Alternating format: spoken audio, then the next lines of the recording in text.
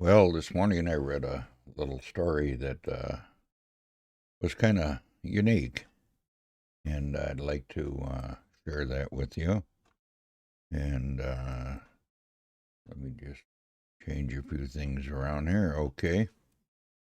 The story I read here was wrote by someone I don't know, but I'd like to share it with you.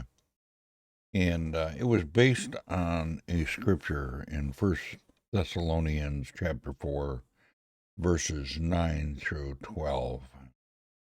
And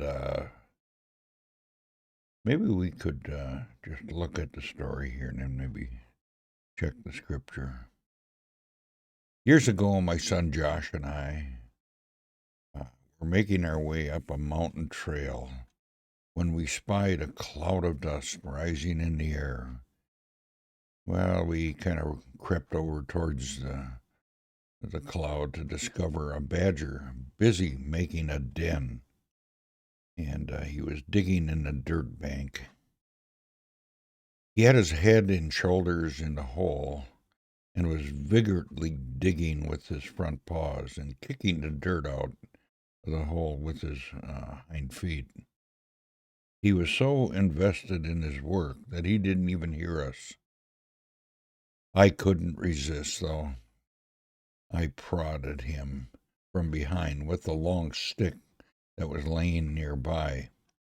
I didn't hurt the badger, but just, but, you know, I just couldn't help myself.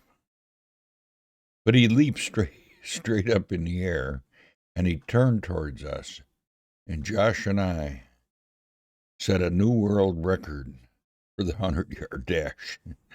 I know there's a fella in our church by the name of Jerry who's a runner. He'd appreciate that line, actually. It's kind of funny.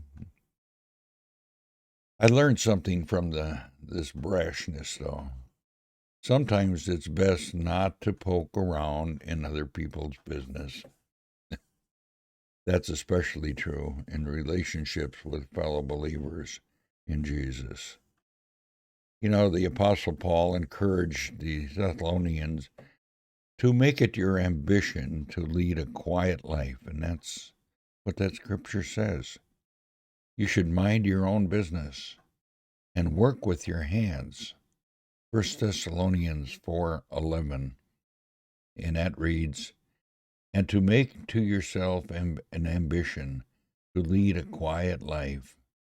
You should mind your own business and work with your hands, just as we told you. And that's how it reads.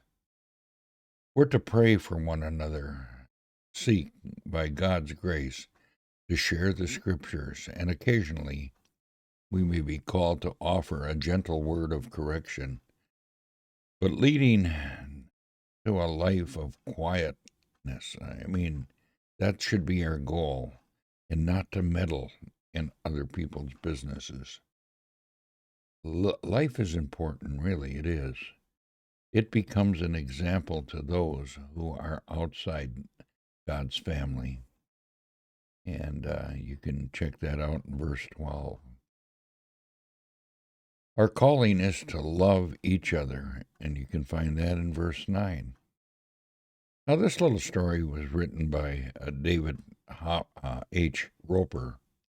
And like I say, I don't know David, but I'm glad he shared this little story because, it's true in all our lives. We have to learn to just stay out of other people's business sometimes and just lead a quiet life. That's sometimes hard to do, but we're called to do it. So I guess our thought for today would be that we just mind our own business. Well, with that said, I'm going to end our little podcast here, and I hope you enjoyed our little story this morning. And be watching because I have more stories coming, and I hope you enjoy them. So have a great day, and we'll see you later. Bye.